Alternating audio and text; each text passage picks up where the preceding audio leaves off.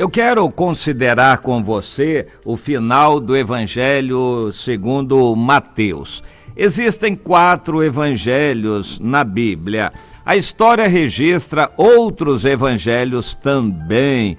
Evangelhos vários que não foram considerados pelos pais da igreja como inspirados.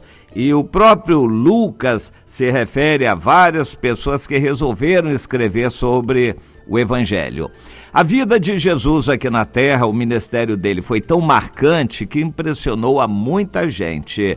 Todos os sábios de seu tempo, de alguma forma, se sentiram impulsionados a escrever alguma coisa. Muita gente escreveu, mas Deus achou de preservar algumas dessas coisas escritas para que nós pudéssemos ter uma descrição mais correta de quem foi Jesus aqui na Terra, do seu ministério. Ao final do Evangelho, então, de Mateus, nós encontramos já Jesus ressuscitado, aparecendo para os discípulos na Galileia, dando instruções e subindo para o céu. Este final é um pouco resumido no Evangelho segundo Mateus, mas ele traz algumas colocações interessantes. A repercussão que teve entre os judeus a ressurreição de Jesus. Foi um fato constatado que Jesus não estava mais ali, o corpo dele não estava mais ali, e por causa disto divulgou-se uma versão, segundo a orientação bíblica, foi registrado que aquilo foi uma fraude, uma versão que foi fabricada. Para nós não é estranho isto, porque quem acompanha o movimento político, a história das nações, o noticiário, a gente sabe que existe muita coisa que é encomendada, versões que são fabricadas para iludir ou tentar iludir a opinião pública. A gente sabe que a verdade é muito diferente. Na Guerra do Paraguai, por exemplo, aparece para as crianças no Brasil que o Paraguai era um país agressor, estava forte, havia um ditador que queria fazer estrago na América, então o Brasil se uniu com a Argentina e o Uruguai para combater aquele ditador Francisco Solano Lopes que estava querendo tomar toda a América. Quando a gente começa a olhar em detalhes, a história não é bem assim, é muito diferente. Aquilo foi uma agressão com interesses. O Duque de Caxias não foi nada do que aparece. Tudo aquilo são versões que foram dadas para agradar as pessoas. O Tiradentes foi outra. Segundo uma bisneta dele, o Tiradentes estava na casa da amante, não estava conspirando coisa nenhuma, e nem ele tinha aquela aparência de cabelos longos. Aquilo foi fabricado para ele se parecer com Jesus e se fazer de mártir. Eles precisavam fabricar um grande mártir e inventaram o Tiradentes. E assim vai. Todos os países têm essa história como uma versão do vencedor. É interessante a gente ver isto. E os judeus precisavam então dar uma versão de como o corpo de Jesus tinha sumido.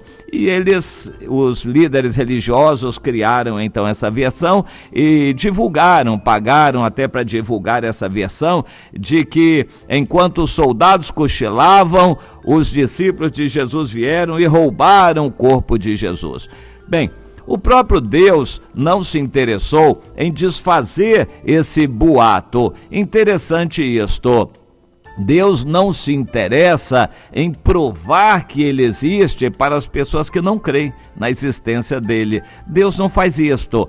Jesus apareceu somente depois de ressuscitado aos que criam nele. Ao todo, cerca de 500 pessoas, mas ele não apareceu a uma pessoa sequer que não cria nele. Interessante. Deus não tem essa preocupação de provar nada para ninguém. Ele é Deus, quem crê está crendo, e quem não crê está mal, vai ser condenado.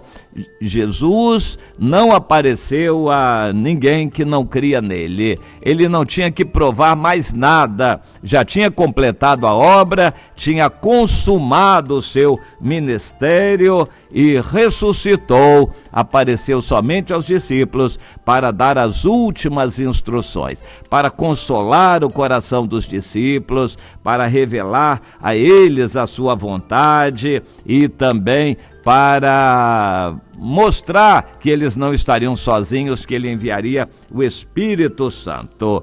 E foi uma alegria grande Jesus ter aparecido aos seus discípulos. Eles entenderam durante 40 dias, isso nos é dito lá em Atos dos Apóstolos, Jesus apareceu aos seus discípulos e depois subiu para o céu. E antes de subir, deu uma ordem, e em Mateus ela é expressa de uma forma muito interessante e gostosa. Todo poder, toda autoridade me foi dada no céu e na terra. Por essa autoridade eu mando, eu ordeno vocês, vão por toda parte, pregando o evangelho a toda criatura. Quem crer e for batizado será salvo. Vocês vão fazer discípulos de todas as nações, batizando e ensinando a obedecer. E eu estarei convosco, eu estou convosco todos os dias até a consumação do século. Promessa gostosa esta de conforto para nós. Jesus está conosco. Ele, através do Espírito Santo, nos assiste e nos dá o que precisamos, nos atende à oração. Mas eu quero realçar, para encerrar essa meditação, algo muito interessante. Ele não especificou um método de trabalho. Jesus deu liberdade a cada pessoa de criar. Liberdade é cada um de agir de acordo com as circunstâncias, as suas possibilidades e a sua fé. Cada um prega o evangelho como pode. Interessante isto, ele não deu um vademecum, uma cartilha, ele não estabeleceu um método que todos deveriam seguir, ele deu liberdade. Vocês vão e preguem o evangelho por todo o mundo.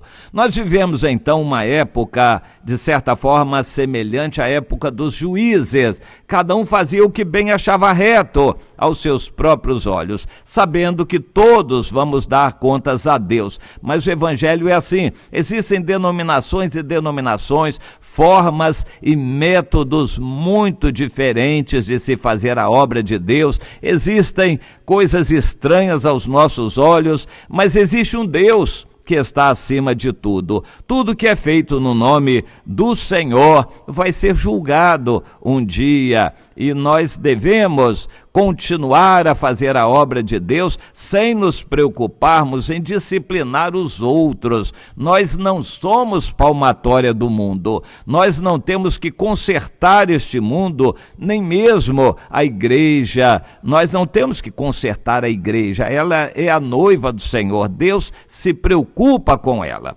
Nós temos que seguir o nosso caminho, continuar fazendo a obra de Deus, é o que nós devemos fazer. E Deus quer que seja assim. Portanto, não fique estranhando se outros pregam de forma diferente que você, se há coisas estranhas, coisas que você não concorda. Cada um vai dar contas a Deus. Siga o seu caminho, não perca tempo. Faça discípulos. Isto é ordem. Você tem feito discípulos, você tem cuidado de alguma outra vida para o Senhor. Isso é importantíssimo, é ordem de Jesus. Se empenhe então, se esforce por fazer isto, influenciar outras pessoas, guiando-as no caminho do Senhor. É o que Deus manda para todo cristão. Pense nisto e pratique, meu irmão, minha irmã.